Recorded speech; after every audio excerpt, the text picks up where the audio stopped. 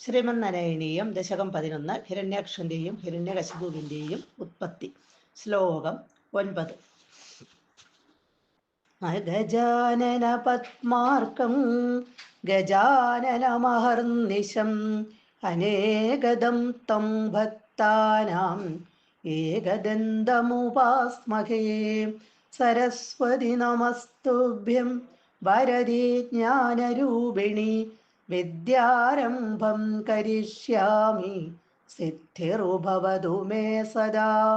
ഗുരുർബ്രഹ്മ ഗുരുർവിഷ്ണുർഗുരുർദേവോ മഹേശ്വര ഗുരുഃ സാക്ഷാത് പരം ബ്രഹ്മ തസ്മൈ ശ്രീ ഗുരവേ നമഃ.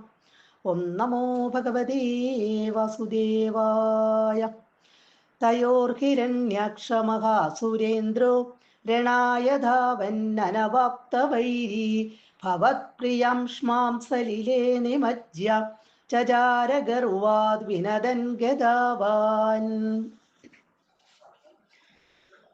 കഴിഞ്ഞ ശ്ലോകത്തില് നമ്മൾ കണ്ടു ഹിരണ്യാക്ഷന്റെയും ഹിരണ്യകശിപുവിന്റെയും ജനനം.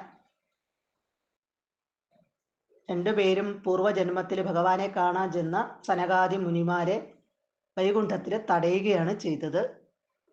ജയവിജയന്മാരായിരുന്നു അവര് സനകാദികളുടെ ശാപം മൂലം ഇവിടെ അസുരന്മാരായിട്ട് ജനിച്ചു. ലോകം മുഴുവനും അവര് ദ്രോഹിക്കാൻ തുടങ്ങി, ഉപദ്രവിക്കാൻ തുടങ്ങി. ലോകത്തിലുള്ള എല്ലാവരെയും ഉപദ്രവിക്കാൻ തുടങ്ങി. ധർമ്മം എന്ന പേര് കേട്ടാൽ തന്നെ അവർക്ക് കലിയാണ്.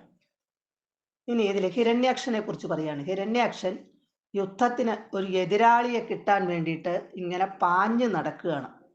തയോ അവരിൽ, അതായത് ഹിരണ്യകശിപു, ഹിരണ്യാക്ഷൻ എന്നിവരിൽ ഹിരണ്യാക്ഷ മഹാസുരേന്ദ്ര, ഹിരണ്യാക്ഷൻ എന്ന ആ അസുരൻ, മഹാസുരൻ, രണായ യുദ്ധത്തിന്, ധാവൻ പാഞ്ഞു നടന്ന് ഓടി നടന്ന്, അനവാപ്ത വൈരി എതിരാളിയെ, വൈരി എന്ന് പറഞ്ഞ എതിരാളി, ആ എതിരാളിയെ അനവാപ്ത കിട്ടായികയാൽ, തനിക്കൊത്ത ഒരു എതിരാളിയെ കിട്ടാത്തത് കാരണം ഹിരണ്യാക്ഷൻ ഇങ്ങനെ യുദ്ധം ചെയ്യാനായിട്ട് ഓടിപ്പാഞ്ഞ് നടക്കുകയാണ്. അപ്പൊ തനിക്ക് പറ്റിയ ഒരു എതിരാളിയെ കിട്ടായികയാൽ ഭവത് പ്രിയാം, അവിടുത്തെ ഇഷ്ടപത്നിയായ ശ്മാം ഭൂമിദേവിയെ, സലിലേ വെള്ളത്തിൽ, നിമജ്ജ മുക്കിത്താഴ്ത്തിയിട്ട്, ഭഗവാന്റെ പ്രിയപ്പെട്ട ഭാര്യയായ ഭൂമിദേവിയെ വെള്ളത്തിനടിയിലേക്ക് കൊണ്ടുപോയി അങ്ങോട്ട് മുക്കിത്താഴ്ത്തി.